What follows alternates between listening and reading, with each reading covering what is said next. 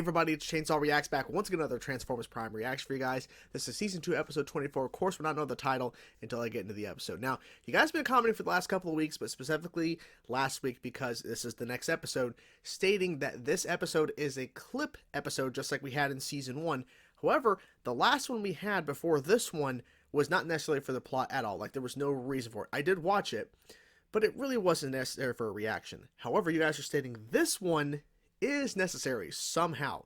I don't know why, because when you hear a clip show in terms of like an episode, it's a clip kind of recap, but it's also important for the plot, so you need to watch it for a reaction. It's like kind of contradicting in a sense, but we'll see what happens. I think overall the show has been just kicking major ass as I've been thinking about it, because I'm like, oh yeah, this episode, it's a clip, you know, kind of recap or whatever, but apparently there's other stuff in it. I don't know. But for me, I've been loving the show, and it's kind of crazy that we're going to be coming to an end. Not like fairly soon, but in a bit we'll be wrapping up the show here, because we only have 2 more episodes after this one for Season 2, and I believe Season 3 only has 13 episodes, and then we have a film, and then the show's done. Like, it's it. So it's kind of crazy we've been on this journey for a bit, but I'm not ready for it to end. I'm not, because I've been really enjoying the ride, and I don't want it to stop, but as we all know, good things, all things really, come to an end at some point. The hopes that they stick the landing on the ending. That's the main thing, because they've done a lot of great things in this show. I just hope it doesn't peter out and basically fall flat on its face. That would suck. So without further ado, let's get into now. Let's check it out, see what to do with this episode, guys. Let's go. Few things of value come without a price. Dreadwing is my first lieutenant now. And I accept that much has changed during my absence. I am deeply impressed by your accomplishments, Starscream, and know that I will put your offerings to good use. It's good to be back. That's good. Oh. Starscream's true motives. Ooh. Oh, wow. Throwback. Megatron's spark has been extinguished. So now Megatron's singing all this. Ooh. You certainly didn't waste any time. I can't hear you. All hail Starscream! One more time. All hail Starscream! You cannot manipulate their content or modify their outcome. You have defied my orders yet again. My mistake, Commander Starscream. Oh, wow. Hello. It is Lord. All hail Starscream? A rather obvious motif, Starscream. We might employ it to terminate Megatron, allowing us to rule the Decepticons. I see no clones here. Tell me why I should welcome back someone whose every waking impulse has been to thwart me. I even risked being buried alive This for scene, you. yep. My intentions were true. Were they, Starscream? Were they ever? If you managed to free yourself, you would blame me for your setback. Yes. And there is nowhere that I could possibly escape from your wrath. A word of advice?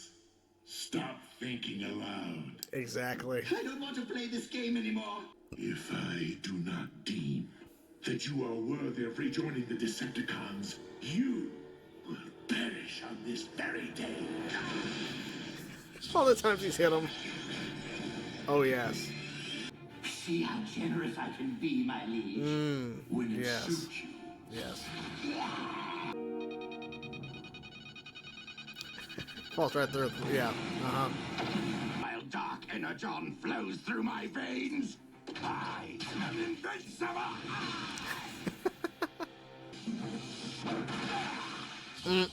What? She's taking credit for scrapping him now, too? It's crazy how that worked, because he could phase through just one, not the other. I hope that you might see fit to express your Oh, gratitude she- for the the other Omega ears. Keys by restoring my... A case for showing mercy, Lord Starscream. Uh-oh. Uh-oh. Uh-oh. Does this thing have a fast-forward button? Simply put, unaided, Megatron could remain in this deathless slumber forever. Brainwave activity, not Brainwave. evidence of consciousness. Megatron is lost to us. The Oh, only sure. honorable We know that's not option, true. would be to show him mercy. If I disconnect before a proper power down, Uh-oh. the link is severed and... He's not gonna do it. Exactly. Everything okay here? I'm sure that even your beloved Dreadwing isn't perfect. No one is perfect, Starscream. But like his departed twin, Dreadwing understands honor. It's like it went Super Saiyan. I remember this. I understand he perished that day. Netherrealm, in search of his missing limb. It would be wise to keep that to yourself around the warship. Oh, does this mean? Yes. I will allow you to return to our I'm ranks. surprised. Found out about his brother, man. He's pissed.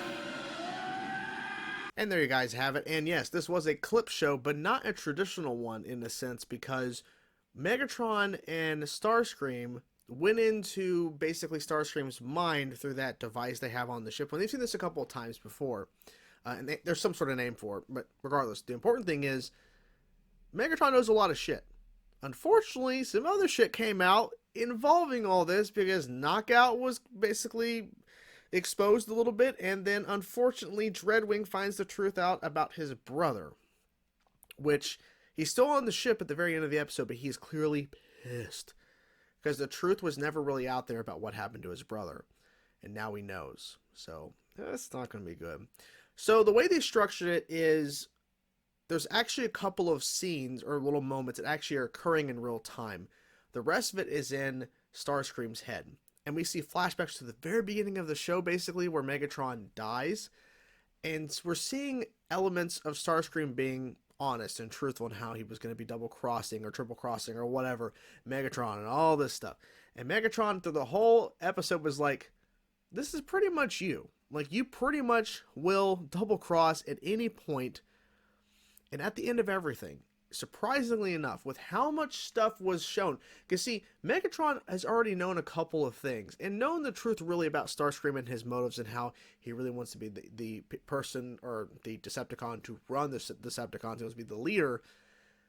Even through all of what he already knew, and then everything he saw in this episode in terms of the visions and all these memories that cannot be changed and altered by Starscream, he says, "You are more valuable next to me than against me," which Starscream should be like, thank you, because that means Starscream actually has value. Now, what exactly kind of value? Who knows? But he was the one who figured out a way to get all 4 of the Omega keys, or the keys that they were looking for. They have all of them, right? So so he is useful, but Starscream is going to find a way to... But then again, Megatron may be prepared now. He may be more prepared than he was before. Megatron, I think, has always been on edge in terms of, like, always worried he's going to get betrayed or something. But now I think even more so to the 10th degree, he's going to be prepared for anything, including Starscream. Now, I also found it fascinating that they actually addressed the name of themselves in terms of their group, the Decepticons. Starscream's like, well, we are Decepticons, so we are deceptive and not truthful. Yes, but that doesn't mean you're deceptive of each other. But here's what really boils down to. The simple facts, the simple truth about all of this.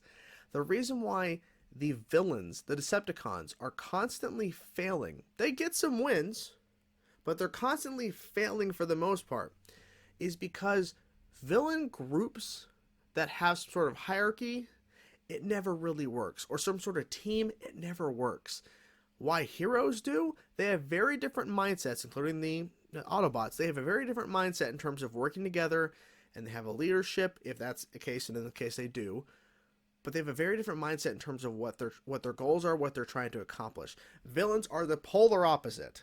Villains never want to work together because Starscream is always going to be there to find a way to double cross to get ahead. Same thing as we saw with Knockout. He was called out in this episode a bit because I forgot that he was actually kind of siding with Starscream for a little bit in terms of, well, I mean, Megatron doesn't wake up. So we got to see how that is unfolding there a little bit to showcase how he was willing to instantly drop Megatron to push up Starscream for him to be second in command, which at some point would mean down the road, if they ever went that route, that Knockout would try to deceive and betray Starscream to be number 1.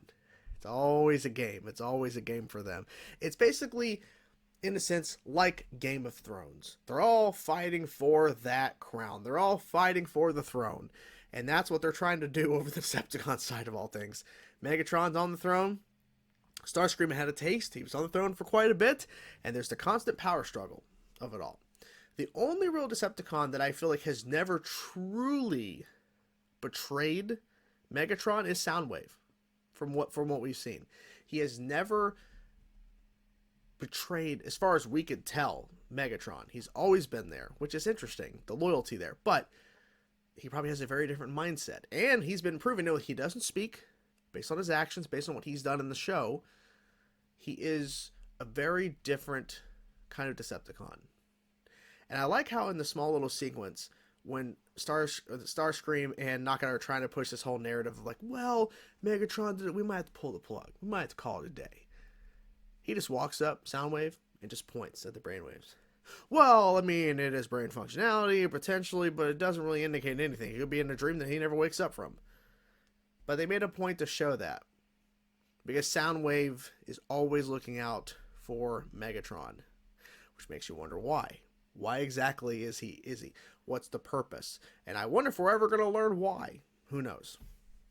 So, in terms of a clip show, it was successful in a sense in terms of revisiting certain things, important elements that are very, very important to Starscream's narrative and kind of what they've been doing with him in the show. And also for Megatron to learn a lot of information about what's really going on in the real scope, if you will, of everything involving Starscream. So, it was successful in that sense. But at times I'm like, I'm getting tired. It's been a long day, so I'm exhausted. I'm like, let's say some other stuff, that's interesting. But anyways, so overall, I had a good time with this episode, and it was a good recap. And we're setting the stage now for 2 more episodes until the season is done. So who knows how they're going to wrap it up, but I'm excited as hell, and I can't wait to see what they do. Hope you guys enjoyed the video. I'll talk to you guys soon. Peace out.